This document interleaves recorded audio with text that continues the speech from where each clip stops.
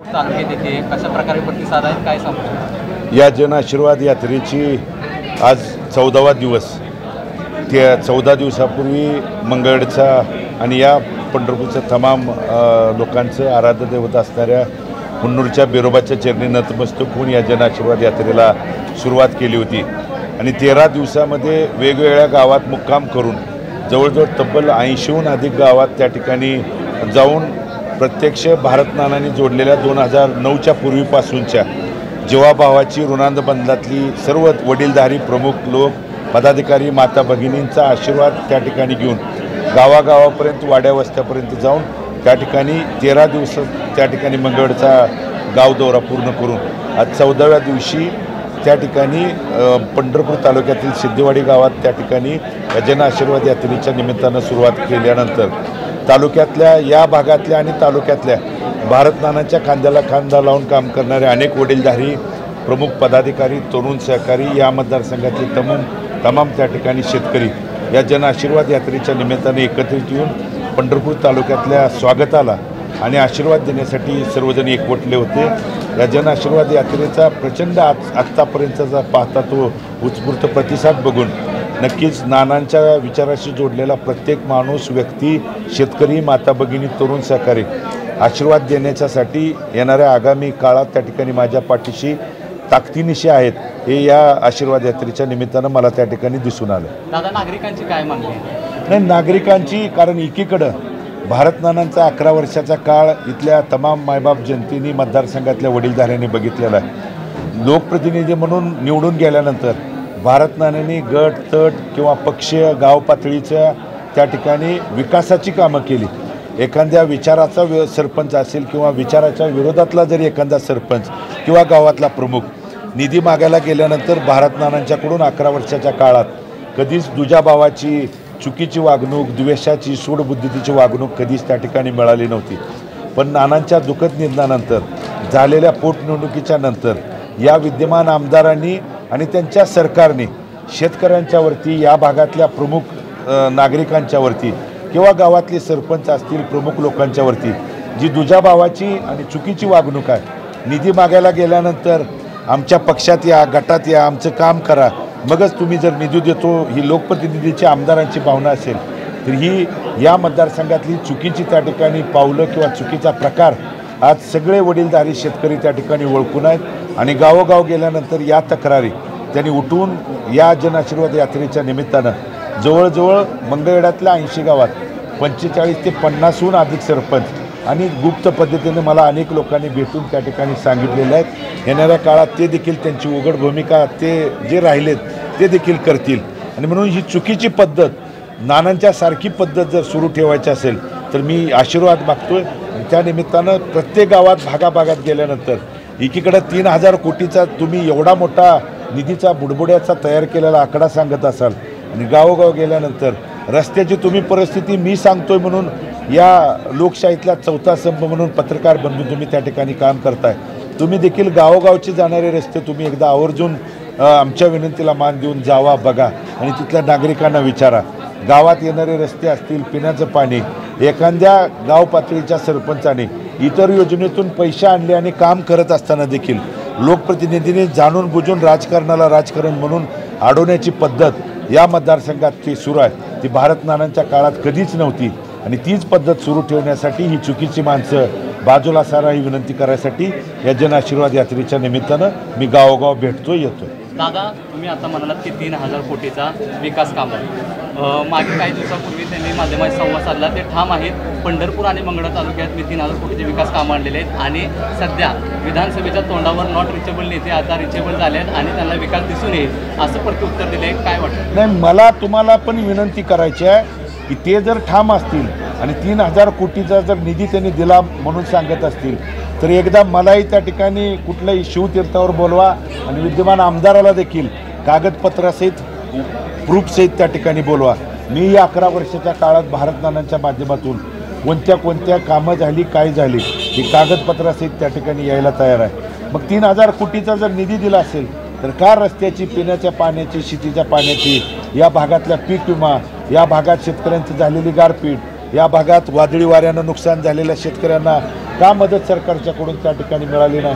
मग एवढं जर यांचं सरकारमध्ये वजन असतं, यांचं सरकार एवढं जर निधी हे आणला म्हणून जर सांगतच असतील आणि सरकारमध्ये एवढं वजन असेल, तर का मग मंगळवेढा तालुका यावर्षी दुष्काळाच्या यादीत बसला नाही? एक दुष्काळाच्या यादीत एक तालुका जर बसवता येत नसेल तर यांनी निधी आणला आहे हे खरं का खोटं हे तुम्ही देखील तपासून बघा. आणि जर माझ्यावरती त्या ठिकाणी बोलायला कोणताही त्यांच्याकडे मुद्दा नसल्यामुळं नॉट रिचेबल म्हणून जर माझ्यावरती आरोप करत असतील तर मला तुमच्या माध्यमातून त्यांना आव्हान आहे, पोटनिवडणूक झाल्यापासून त्यांनी त्यांच्या सोशल मीडियाच्या माध्यमातून या 3.5-4 वर्षात कुठं त्यांनी सार्वजनिक सुखदुःखाच्या प्रसंगात एखाद्या सार्वजनिक ठिकाणी कार्यक्रमाला कुठं ते उपस्थित राहिले आणि मी देखील कुठं उपस्थित राहिलो हे माझ्या सोशल मीडियाच्या अकाउंटवरून तारखेसहित तुम्हाला दाखवू शकतो. त्यामुळं रिचेबल कोण आहे, नॉट रिचेबल कोण आहे? मी जर एखाद्या कार्यक्रमाला माझ्या अनुपस्थित राहिलो तर माझी पत्नी, माझे भाव, त्या ठिकाणी कुटुंबातला सदस्य, कारण भारत नानाने दिलेली शिकवण आहे सुखदुःखाच्या प्रसंगात अडीअडचणीला त्या कुटुंबाच्या घरादारापर्यंत जाण्याची भूमिका माझ्या वडिलांनी शेवटच्या श्वासापर्यंत पार पडले. तीच भूमिका त्या ठिकाणी पार पडली आहे. आणि सध्याच्या जनआशीर्वाद यात्रेचा वाढता प्रतिसाद पाहता लोकप्रतिनिधीच्या पायाखालची वाळू सरकले आणि म्हणून माझ्यावरती नॉट रिचेबल म्हणून जर तुम्ही आरोप करत असाल तर तुम्ही रिचेबल राहिला असं जर तुम्हाला वाटत असेल तर रिचेबल राहून तुम्ही किती दिवे लावलेत हे तरी एकदा तालुक्यात येऊन सोक्षमोक्ष तुमच्या पुढे सांगा. आकडा सांगताय ना तर कागदोपत्रासहित सांगा. गावोगाव डिजिटल लावलेत, या गावात देखील डिजिटल आहेत. जर ठिबकचं दिलेलं अनुदान लोकप्रतिनिधी आमदार स्वतःच्या नावावर मांडत असेल, एखाद्या MSCBच्या खाजगी DP जे शेतकऱ्यांनी पैसे स्वतः भरून जर 25चा DP घेतला असेल आणि ती जर मी दिलं म्हणून लोकप्रतिनिधी सांगत असतील, त्या ठिकाणी दलित वस्तीचा निधी मी दिला, 25-15चा निधी मी दिला म्हणून सांगत असतील, तर तुमच्या पाठपुराव्यानं लेटर पॅडनं किती निधी दिला हे देखील त्या ठिकाणी सांगावं. तालुक्यात येणारे हायवे जे केंद्र सरकारच्याकडून दिले जाणारे रस्ते हे यांच्या 3,000 कोटीचे जर निधीत मांडत असतील तरी पण हा 3,000 कोटी निधी होतोय का हे एकदा तुम्ही येऊन कागदपत्रासहित खुलासा करा. आम्ही देखील तो खुलासा करण्यासाठी तयार आहे. आज पंढरपूर तालुक्यामध्ये MIDC झाली म्हणून त्या ठिकाणी सांगता, जसं काय असं फटाके, गुलाल, हार उधळून त्या ठिकाणी मिरवणूक काढण्याचा प्रकार झाला. अशीच पद्धत लोकसभेच्या अगोदर 24 गावचा उपसा सिंचन योजना मी केली म्हणून त्या भागात याच सिद्धेवाडीपासून मंगळवेढा तालुक्यापर्यंत हाच प्रकार त्या ठिकाणी केला. त्या दरम्यान सांगितलं की टेंडर निघालं, काम सुरू होईल. आज लोकसभा संपली, विधानसभेची आचारसंहिता येणाऱ्या 10-15 दिवसाच्या कालावधीत कधी त्या ठिकाणी लागू शकते, पण तिथं सांगायला तयार नाही. अशाच पद्धतीनं या MIDCच्या बाबतीत फक्त जमीन हस्तांतरित करा म्हणून एवढं एक पत्र त्या ठिकाणी मिळवून जर MIDC झाली आहे आणि इथं उद्योगधंदे उभारलेत आणि 1,000-2,000 पोरांचा 4-5 महिन्याचा पगार झाला आहे, अशा पद्धतीची भावना किंवा वागणूक तालुक्यात त्या ठिकाणी त्यांच्या कृतीतून वागण्यातून दिसते आहे. पण त्या जमिनीतल्या जवळजवळ 370हून अधिक एकराचा तो गट आहे. त्या गटात अनेक त्या ठिकाणी वेगवेगळ्या ट्रस्ट, वेगवेगळे मालकी हक्क आहेत. त्यांच्या भूमिका काय आहेत, तिथल्या शेतकऱ्यांच्या भूमिका काय आहेत हे लोकप्रतिनिधी म्हणून कधी त्यांनी त्या ठिकाणी विचारलं नाही.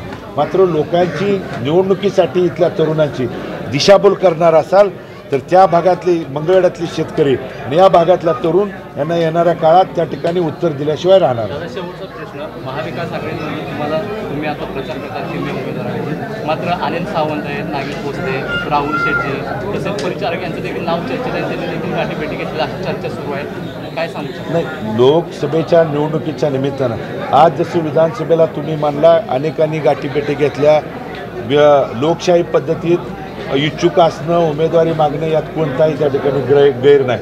प्रत्येकजण प्रत्येकाच्या परीनं त्या ठिकाणी प्रयत्न करतोय. मी महाविकास आघाडीकडं व त्या ठिकाणी लोकसभेच्या केलेल्या प्रामाणिक कामाच्या जोरावर आणि इथल्या मतदारसंघातल्या प्रत्येक नानांच्या विचाराशी जोडलेला कार्यकर्ता, प्रमुख पदाधिकारी बूथ बूथवर थांबून त्या ठिकाणी योग्य नियोजन करत होता. आणि या प्रामाणिक कामाच्या जोरावर सोलापूर लोकसभेला आदरणीय खासदार प्रणितीताईंच्या आणि माढा लोकसभेला जोडलेल्या 57 गावामध्ये खासदार धैर्यशील भैयाच्या पाठीमागे उभं राहण्याची भूमिका इथल्या तमाम वडीलधाऱ्यांनी, प्रमुख पदाधिकाऱ्यांनी घेतले. या भूमिकेवरून मी केलेल्या प्रामाणिक कामाच्या जोरावरती महाविकास आघाडीचे नेते मंडळी आदरणीय खासदार शरदचंद्रजी पवार साहेब, शिंदे साहेब, नाना पटोले साहेब आणि उद्धवजी ठाकरे साहेबांच्याकडं त्या ठिकाणी मी माझी भूमिका त्या दरम्यान मांडली. ते सुद्धा या मतदारसंघातल्या तमाम वडीलधारी प्रमुख पदाधिकारी माता भगिनीच्या मनाचा अंतर्मनाचा कानोसा घेऊनच निर्णय घेतील हा ठाम विश्वास माझ्या मनामध्ये आहे. पण तो विश्वास घेण्यापूर्वी जन आशीर्वाद यात्रेच्या निमित्तानं आपल्या माणसांचा आपल्या लोकांचा आशीर्वाद घ्यायचा. या निमित्तानं मी या जन आशीर्वाद यात्रेच्या निमित्तानं गावोगाव जातोय.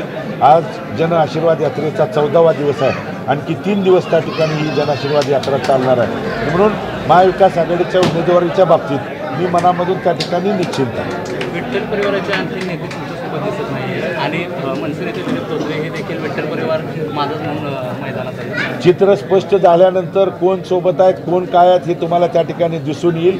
चित्र स्पष्ट होईपर्यंत कोण त्या ठिकाणी आहेत कोण नाहीत हे बोलणं मी त्या ठिकाणी चुकीचं त्या ठिकाणी ठरेल. येणाऱ्या काळात कोण सोबत आहेत कोण आहेत कोण त्या ठिकाणी परिवारातला आहे कोण खरंच परिवारातला घटक आहे हे येणाऱ्या काळात इथली मायबाप जनता त्या ठिकाणी त्यांच्या कृतीतून आशीर्वादरूपी